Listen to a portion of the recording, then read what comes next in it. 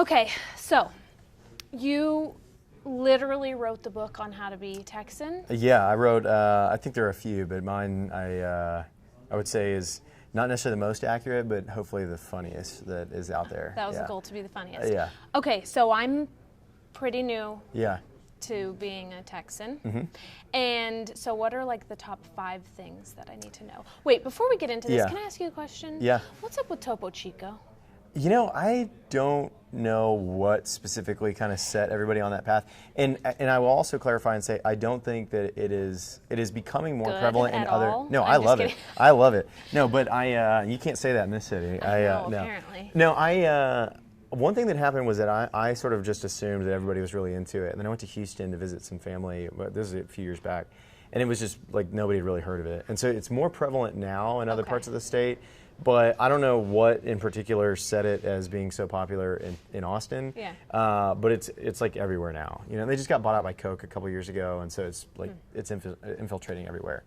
And it's only good in the glass bottle. Okay, now we can get to your. I don't know that I would have. I can ask you all of your. Yeah, I don't know that I would have like 5 specific that I can like boil it down to. But I would always start with, you know, a big part of being Texan is like having a little bit of swagger. You know, like President Bush had this quote from back in the day that he was like, you know, people always say that Texans have a little bit of a swagger when they walk, or when, a swagger in their step. In Texas, we call that walking. And I think that, you know, part of being Texan is just owning like whatever that sort of identity is. But if you really want to like kind of make inroads with Texans and sound like a Texan from a music perspective, I would say there's a short list of people that you should know. And so I have 3 records that are pretty popular. We have them here at our office. The first one is George Strait's Oceanfront Property. This is a classic. Okay. If you know George Strait's music, you talk about him like you know who he is and you're into it, you should like his music. I know that song. Yeah, okay. Well, So and there's some other good ones on here good. too. All My Exes Live in Texas is on this one. Okay. And My Blues, another one that's pretty solid. If you're from Austin or you live here long enough, Townes Van Zandt is a pretty important one to be aware of.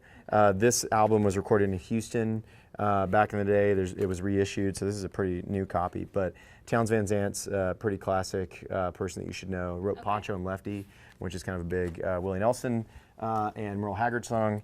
And then this is a Willie Nelson album that flies under the radar for a lot of people. And the entire thing, it's called Texas in My Soul. It's a great album. It's I wouldn't call it a concept album, but it's nothing but songs about Texas. And it's just a beautiful, beautiful album. You know, it was released, when did this come out? 1968. So older album, not the album most people think of when they think Willie Nelson, but you play this at your house on a Sunday afternoon and you have people over for a barbecue and they'll all say like, I've never heard this before, and you'll definitely, like, they'll think that you're Texan. So music's a big piece of the kind of swagger. Okay. You know, outside of that, I think that wardrobe kind of matters. That's a good place to kind of step up your game really easily. Okay. A pair of cowboy boots is kind of the obvious answer. Okay. You don't have to go full Texan and get a cowboy hat, you know, especially if you live in a city. But if you wanted to, in Austin in particular, the kind of popular go-to is the short brim LBJ Open Road, which is the kind of short style cowboy hat that was popularized by President Johnson. But you see that style worn by a lot of people back in the 60s, and it's kind of the go-to. You can walk around in that cowboy hat, and you don't feel like you're trying to do your best George Strait impression, you know? Okay. So you I've got feel like a full imposter. No. It's like you can feel cultured and kind of look, you know, a little Texan. Food's important too. Yeah, food's so important. And you know, the kind of quick and easy answer would be, you know, run into Tex-Mex. But you know, if you grew up in East Texas, there's a lot of Cajun food. So crawfish is becoming a bigger thing. Learn how to eat crawfish. That's a key. You know, the Czech and German presence in Texas is very strong, especially in Central Texas. Cool. Knowing your way around food is important. Barbecue? You know, barbecue's important.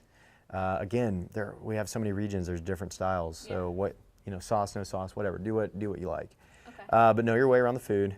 And then I think that you know, I would say traveling around the state.